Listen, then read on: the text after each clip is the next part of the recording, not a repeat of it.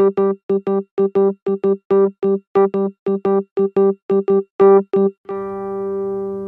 and welcome to episode 14 of Global Conversations. My name is Amanda Coletta. And I'm Nick D'Agostino. Today on Around the World in 7 Minutes, we examine Red Cross aid in the United Kingdom, followed by the latest in Julian Assange's asylum battle. Later in the podcast, we bring you a discussion with Master of Global Affairs student Mina Akrami on innovation in Bosnia. And now for our first story. The worst may be over for Europe's economy, but is the continent truly home free? The Red Cross has been busy formulating plans to collect and distribute important food parcels for the urgently poor and hungry this winter. That is, of course, what the Geneva-based charity does to ease the pain and suffering of refugees in conflict zones and individuals in disaster zones in third world countries. But this year, it's not all business as usual, because for the first time since the Second World War, the Red Cross will be distributing food parcels in Britain. Yes, Britain, the seventh wealthiest country in the world, the so-called land of hope and glory. During the Second World War, the British Red Cross distributed tins of sardines, tea, margarine, and dried eggs to British prisoners of war in German camps. And now, its volunteers will launch a campaign in British supermarkets, asking shoppers to donate dry goods such as pasta and tinned foods. The food will be distributed to two British charities, FareShare and the Trussell Trust, who will distribute the parcels nationwide. The charity claims that of the 63.7 million people living in Britain, approximately 5 million live in poverty. The culprit? Alarming welfare cuts, the economic downturn, and dangerous government-backed austerity policies. When the Red Cross announced this initiative, Britain featured as the main story on the Red Cross website, ahead of efforts to provide aid in Syria and to respond to the disaster in Sri Lanka following its cyclone. Shocked? Well, you're not alone. Frank Field, a welfare minister under Labour, expressed his astonishment that the situation had become so grim that the Red Cross had to intervene, saying, "If you had said to me 10 years ago that we would be discussing the use of food banks, I would have led you to a dark room to recover." Not that it's any consolation, but Britain is not alone. The Red Cross estimates that at least 43 million people across Europe are not getting enough to eat each day, and that 120 million people are at risk of poverty. The charity is feeding at least 1 million people in Spain alone, and it's not mincing its words either, calling the lack of food in Europe the worst humanitarian crisis in over a half-century, and projecting that this will create a Europe that is shakier than at any time since the end of the war in 1945. The view on Westminster? Well, to borrow a British proverb, let's just say it's like chalk and cheese. In the same week that the Red Cross announced its plans, British Prime Minister David Cameron told Parliament that the economy was trending upward, unemployment was trending downward, and Britain was on a glorious road to recovery. The government claims there's no evidence that a direct correlation exists between cuts to Social Security and austerity measures and an increase in the use of food banks. Some politicians have voiced the opinion that those who find themselves in line at a soup kitchen or at a food bank do so because of their own bad choices. Conservative MP Paul Maynard announced that food banks were, quote, a bad habit for the poor. Of course, there is nothing new about these attitudes towards the poor. The distinction between the deserving and undeserving poor can be traced back at least to the Victorian era. Perhaps Britain is a far cry from the brutal landscape of Charles Dickens' time, but this winter, just like poor little Oliver Twist in the workhouse, public cries of, "Please, sir, I want some more," may ring out more loudly than ever before. And now we'll hear from Nick, who will bring us up to date on the never-ending Julian Assange saga. In October, Ecuador threatened to go to The Hague over Julian Assange's ongoing asylum debacle. Secrecy exists in even the most liberal and democratic countries, but throughout history, brave individuals have stepped up and pulled down the curtain. These whistleblowers are controversial figures. They receive positive public attention, but face harsh crackdowns by governments.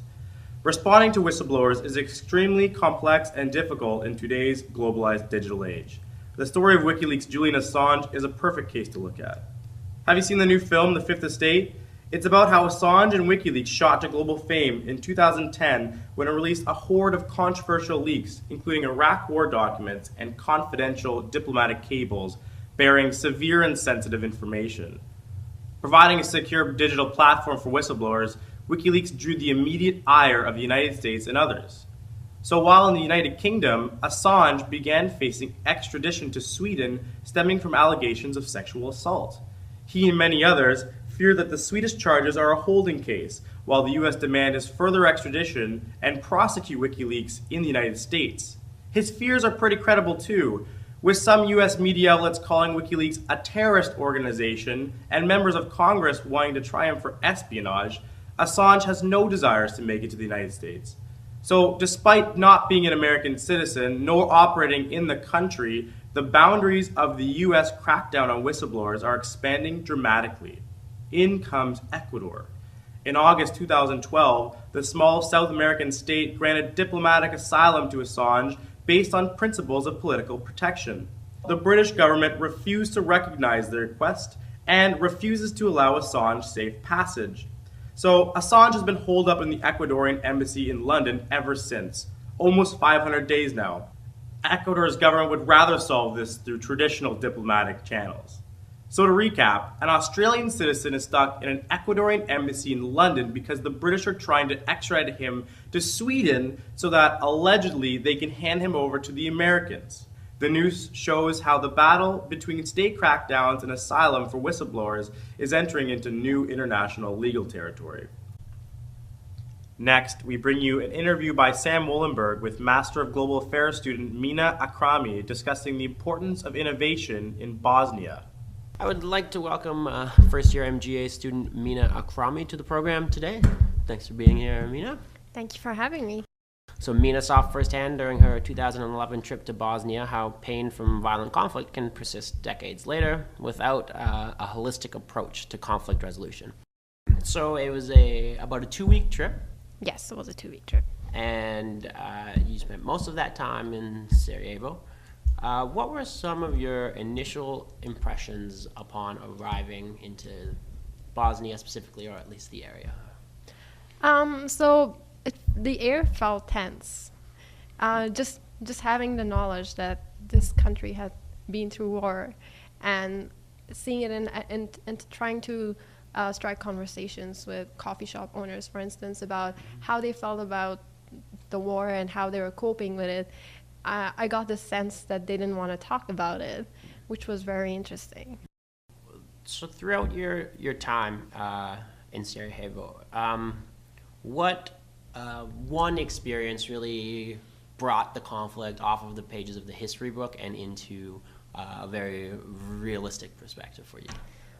So one of the most difficult experiences for me was visiting the International Commissions for Missing Persons in Tuzla.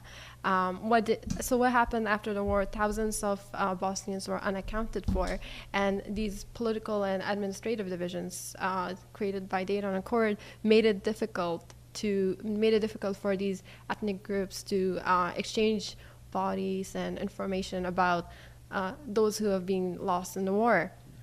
So the Office of High Commissioner created the International Commission for Missing Persons, and what they do is they facilitate this information exchange, but they also work with remains of those who have died during the war to figure out who they are, which ethnicity group they belong to, who are their families, so they can inform their families about them, and just provide closure.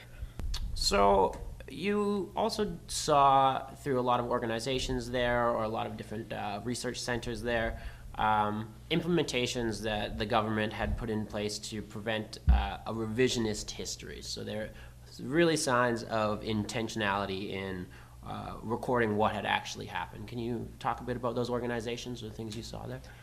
So one of the organizations we went to was a research and documentation center in Sarajevo, and they're funded by the Norwegian government. And what they do is collect data, documents, and first-hand testimonies about war crimes, genocide, and human rights abuses in Bosnia. And also, one of their main goals was to prevent this revisionist history. So their aims were truth-telling, truth-seeking, but also preventing truth distortion. You saw all these experiences in Bosnia. You obviously had some, very lasting impressions on you. What questions were you left with as you were leaving the country and as you were coming back home when you saw, the dichotomy between international peace accords and yet still a lot of open wounds on the individual level? So one of the questions I had was, how are these international accords or organizations trying to work with the locals to figure out how to do things? Because the locals have a better knowledge of what's going on the ground. This is also something largely for international development projects. Without knowing how things are going on the ground, the relationship structures, the social environment, how can any international development project achieve their goals and make a large-scale impact? And these were the questions I kept asking myself. Thanks so much for joining us today, Mina. It was very enlightening hearing your stories and your research, and thanks again. Thank you again for having me. You have been listening to Global Conversations, produced by students in the Master of Global Affairs program at the Munk School of Global Affairs. The executive producer of Global Conversations is Michelle Park, senior producer Nathaniel Dove, and assistant producer Cassandra Cow. We'd like to thank our analyst Joel Parson. Staff appearing in this episode are Sam Willenberg, Nick D'Agostino, and myself, Amanda Coletta.